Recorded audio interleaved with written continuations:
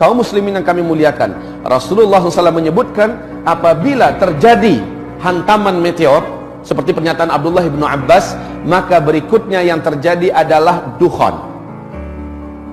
Dalam sanad yang jayyid, Ibnu Jarir meriwayatkan sebuah hadis di mana Ibnu Mulaikah berkata, guruku Abdullah ibnu Abbas berkata, malam tadi kami nggak bisa tidur karena kami menyaksikan meteor melintas di atas bumi kita. Saya khawatir jangan-jangan besoklah terjadinya dukhan. Apa yang dikatakan Abdullah ibnu Abbas ini persis sama dengan yang diuraikan oleh pakar astronomi dunia tadi, Michel Penn. Meteor ini ketika dia menghantam atmosfer bumi kita, kalau garis diameternya 2 km saja, kekuatan ledakan meteor ini sama dengan 1 juta kali lipat bom nuklir yang pernah meledak di Nagasaki dan Hiroshima. Dampak yang terjadi berikutnya adalah meteor ini akan terbakar, bagian kulitnya akan mengeluarkan asap yang sangat tebal dan itu panas beracun. Kemudian bagian kulit ini lepas dari intinya dan dia membentuk meteor-meteor kecil yang akan menghunjam bukit-bukit kita, gunung-gunung kita, kota-kota kita akan menjadi hujan meteor. Sementara yang intinya mengandung siderid. Siderid ini adalah kandungan dari zat besi. Pergesekan yang sangat ekstrim menembus lapisan atmosfer kita menyebabkan timbulnya medan magnet yang teramat sangat kuat. Dampaknya yang langsung terasa oleh manusia di bumi adalah semua besi dan logam yang ada di muka bumi akan langsung terinduksi. Maka mobil kita yang mesinnya dari besi tidak bisa lagi di starter, Pak, nggak bisa lagi jalan. Pesawat juga tidak bisa bergerak, kapal-kapal, dan itu bukan untuk sementara waktu tapi permanen. Inilah digambarkan oleh Nabi SAW setelah kalian nanti dipimpin oleh Al-Mahdi. Al-Mahdi itu kemunculannya adalah setelah meteor jatuh. Ini meteor. Setelah meteor jatuh terjadi dukhan, Al-Mahdi akan muncul. Al-Mahdi inilah yang akan memimpin umat Islam di sini. Nah, kaum muslimin yang kami muliakan, Rasul bersabda, saat Al-Mahdi nanti muncul, kalian sudah kembali seperti zaman sekarang. Tidak ada teknologi. Kalian akan berperang bersama Al-Mahdi menggunakan pedang, menggunakan tombak, menggunakan panah, dan zaman-zaman itu adalah zaman jihad, kata Rasulullah. Zaman-zaman itu adalah zaman perang, di mana banyak para syuhada yang akan diambil oleh Allah ke langit. Banyak para lelaki yang bertumbangan sementara mereka adalah lelaki-lelaki terbaik di akhir zaman, atau lelaki pecundang yang lari sementara kematian tidak akan pernah bisa dielakkannya. Kaum muslimin yang kami muliakan, zaman di mana kita hidup sekarang, kita akan dihadapkan kepada fenomena yang sangat berat ini. Taib, meteor ini jatuh, semua teknologi musnah.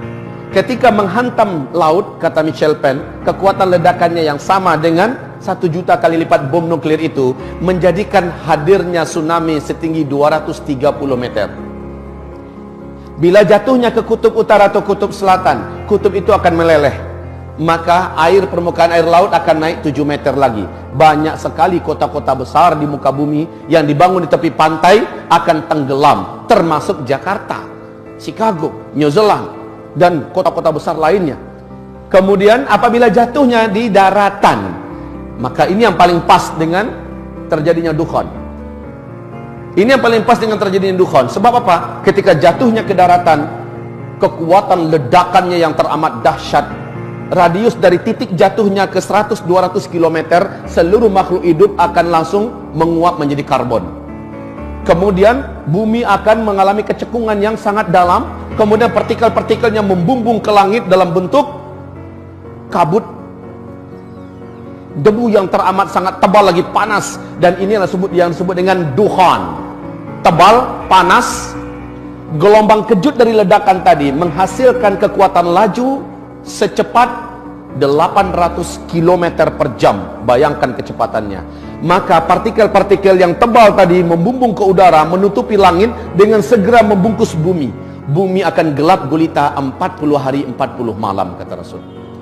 Bumi akan gelap gulita 40 hari 40 malam. Hamba-hamba Allah yang saya muliakan, bagaimana 40 hari 40 malam tanpa cahaya? Sahabat-sahabat bertanya kepada Rasulullah, ya Rasulullah, bagaimana cara kami menentukan waktu sholat?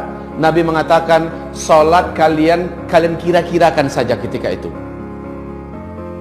Siapapun yang berusaha melihat, walaupun telapak tangannya didekatkan ke wajah seperti ini, dia tidak akan mampu melihat apa-apa, gelap gulita.